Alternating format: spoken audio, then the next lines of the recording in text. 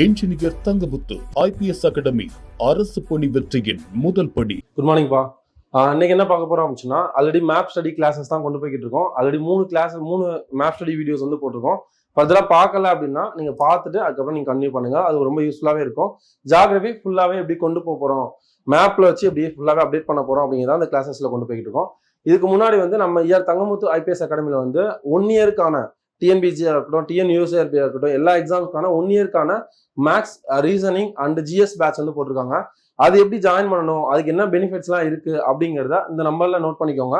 இந்த நம்பர்ல உங்களுக்கு என்கொயர் பண்ணோம்னா இந்த நம்பர்ல கால் பண்ணி நீங்க டீடைல்ஸ் கேட்டுக்கோங்க. உங்களுக்கு என்ன ஃபர்தரா மூவ் பண்ணணும் அப்படிங்கிறத சொல்லுவாங்க.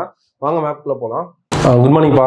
இன்னைக்கு என்ன பார்க்க போறோம் அப்படின்னா, ஜியாகிரபியோட மேப் ஸ்டடி கிளாஸஸ் தான் பார்க்க போறோம். எத்தனாவது மேப் அப்படின்னா 16வது மேப். என்ன மேப் அப்படின்னா கடற்கரை சமவெளிகள். இயற்கை அமைப்புகள் மேப் பார்த்துட்டே வரும். இந்தியாவோட இயற்கை அமைப்புகள் எத்தனையா பிரிக்கிறாங்க? 6 தான் பிரிக்கிறாங்க. ஃபர்ஸ்ட் வந்து வடக்கு இமயமலை, மத்தியில வடபெரும் சமவெளி, தீபகற்ப பீடபூமி, அதுக்கப்புறம் 4வது டைப் என்னது கடற்கரை சமவெளி. அதான் இந்த மேப்ல பார்க்க போறோம். இதான் ஃபர்ஸ்ட் மேப்பை பாக்குறீங்க அப்படின்னா இதுக்கு முன்னாடி உள்ள மேப்லாம் பார்த்துட்டு படிச்சுட்டு வாங்க. அப்படின்னா இது கண்டினியூஸா போறது புரியும்.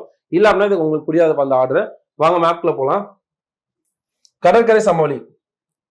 கடற்கரை சமவெளினா என்ன அப்படின்னா, சமவெளினா என்ன, நார்மலா ஆறுகளின் படிவுகளால உருவாகிறது சமவெளின்னு சொல்லுவாங்க. கடற்கரை சமவெளி அப்படின்னு சொன்னா கடலும் ஆறும் இணைற இடத்துல உருவாகிற சமவெளி தான் கடற்கரை சமவெளின்னு சொல்லுவாங்க. இதை வந்து கடற்கரை சமவெளியா 2 தான் பிரிக்காங்க. மேற்கு கடற்கரை சமவெளி, கிழக்கு கடற்கரை சமவெளி. என்ன சமவெளியா பிரிக்காங்க? மேற்கு கடற்கரை சமவெளி, கிழக்கு கடற்கரை சமவெளி. இன்னொரு டைம் சொல்லலாம். கடற்கரை சமவெளி எத்தனை டைப்பா பிரிக்காங்க? 2 டைப். ஒண்ணு வந்து மேற்கு கடற்கரை சமவெளி, இன்னொன்னு கிழக்கு கடற்கரை சமவெளி. ஓகேவா? இந்த மேற்கு கடற்கரை சமவெளியில 3 பாயிண்ட் தான். ஒண்ணு வந்து Gujarat to Goa, Goa to Kerala, Kerala to கீழே கன்னியாகுமரி ஃபுல்லா. இந்த பகுதி என்ன சொல்லுவாங்க அப்படின்னா, அதாவது வடபகுதி. வடபகுதி என்ன சொல்லுவாங்க அப்படின்னா கொங்கண கடற்கரை பகுதி. என்ன பகுதி? மேற்கு தொடர்ச்சி மலையின் வடபகுதி எவ்வாறு அழைக்கப்படுகிறது? மேற்கு கடற்கரை சமவெளியின் வடபகுதி எவ்வாறு அழைக்கப்படுகிறது? கொங்கண கடற்கரை பகுதி. மத்திய பகுதி எவ்வாறு அழைக்கப்படுது? கனரா கடற்கரை பகுதி. தென் பகுதி எவ்வாறு அழைக்கப்படுது? மலபார் கடற்கரை பகுதி.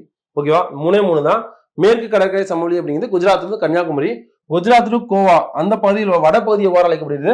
கொங்கண கடற்கரை சமவெளி. மத்திய பகுதி கனரா கடற்கரை சமவெளி, தென் பகுதி மலபார் கடற்கரை சமவெளின்னு சொல்றாங்க. இதுல இந்த தென் பகுதியில் இந்த மேற்கு கடற்கரை சமவெளியில முக்கியமான ஏரி அமைச்சுன்னா வேமநாடு ஏரி. இதான் வந்து இந்தியாவில் உள்ள மிக நீளமான ஏரின்னு பார்த்தோமா, வேமநாடு ஏரி. அது எதுல இம்பார்ட்டன்ட் அமைச்சுன்னா மேற்கு கடற்கரை சமவெளியோட இம்பார்ட்டன்ட் பாயிண்ட். அதுக்கடுத்து கிழக்கு கடற்கரை சமவெளி. கிழக்கு கடற்கரை சமவெளி எதை பேஸ் பண்ணி இருக்கு அப்படின்னா ஆறுகளை பேஸ் பண்ணி இருக்கும். மகாநதியில இருந்து கிருஷ்ணாவுக்கு இடைப்பட்ட பகுதியை வடசர்க்கார் அப்படின்னு சொல்லுவாங்க. என்னது வடசர்க்கார்? எந்தெந்த ஆறுகள்? மகாநதிக்கும் கிருஷ்ணாவுக்கும் இடைப்பட்ட ஆறுகள் உள்ள பகுதியை வடசர்க்கார்னு சொல்லுவாங்க. அதுக்கடுத்து கிருஷ்ணாவுக்கும் காவிரிக்கும் இடைப்பட்ட பகுதியை சோழமண்டல கடற்கரை பகுதின்னு சொல்லுவாங்க. இதுல 5 நேம் ஞாபகம் வச்சோம். அந்த 5 நேம் மட்டும் யூஸ் பண்ணிடலாமா? கடற்கரை சமவெளினா என்ன? கடற்கரை சமவெளி அப்படிங்கிறது நார்மலா சமவெளி அப்படிங்கிறது ஆறுகளோட படிவுகளால் உருவாகிறது சமவெளின்னு சொல்லுவோம். கடற்கரை சமவெளி அப்படின்னா ஆறுகள் கடல்ல கலக்கிற பகுதியில உருவாகிறது கடற்கரை சமவெளி. இந்த இந்தியாவில கடற்கரை சமவெளி 2 பிரிவா பிரிக்கிறாங்க. ஒன்னு மேற்கு கடற்கரை சமவெளி, இன்னொன்னு கிழக்கு கடற்கரை சமவெளி. மேற்கு கடற்கரை சமவெளி அப்படிங்கிறது குஜராத்ல இருந்து கன்னியாகுமரி வரைக்கும், Gujarat to Goa, Goa to Kerala, Kerala to Kanyakumari. இந்த ஆர்டர் தான். அப்போ மேற்கு கடற்கரை சமவெளியின் வடபகுதி எவ்வாறு அழைக்கப்படுது? கொங்கண கடற்கரை சமவெளி.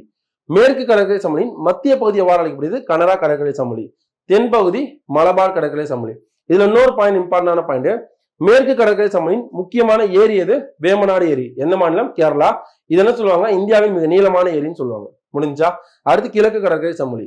கிழக்கு கடற்கரை சமவெளி அப்படின்னு சொன்னா இது ஆறுகளோட பேஸ் பண்ணி இருக்கு. கிழக்கு நோக்கி பாய்மார்கள் மகாநதி, கோதாவரி, கிருஷ்ணா, காவிரி. இந்த 4 ஆறுகளா? மகாநதிக்கும் கிருஷ்ணாவுக்கும் இடைப்பட்ட பகுதின்னு சொல்லுவாங்க வடசர்க்கார்னு சொல்லுவாங்க. கிருஷ்ணாவுக்கும் காவிரிக்கு இடைப்பட்ட பகுதியை சோழமண்டல கடற்கரை சமவெளின்னு சொல்லுவாங்க. ஓகேவா? இந்த பாயிண்ட்ஸ் மட்டும் இவ்வளவுதான்பா. கடற்கரை சமவெளியை பொறுத்தவரை இவ்வளவுதான். இதை கொஞ்சம் தெளிவா படிச்சுக்கோங்க. இப்ப பார்த்த மேப் எல்லாமே அந்த மேப் பார்க்கும்போது ஈஸியா இருக்கும். ஒவ்வொரு மேப் முடிச்சிட்டீங்களா, அடுத்த மேப் போகும்போது எல்லா மேப்பும் கொஞ்சம் ரிவைஸ் பண்ணிட்டு அடுத்த மேப் போங்க. கண்டிப்பா இதை மட்டும் பார்த்தா ஜாக்கிரதை போதுமானா தாராளம் போதும்பா. கண்டிப்பா ஷேர் பண்ணுங்க. கமெண்ட்ஸ்ல வந்து எப்படி இருந்துச்சுன்னு மென்ஷன் பண்ணுங்க. All the very best. Thank you.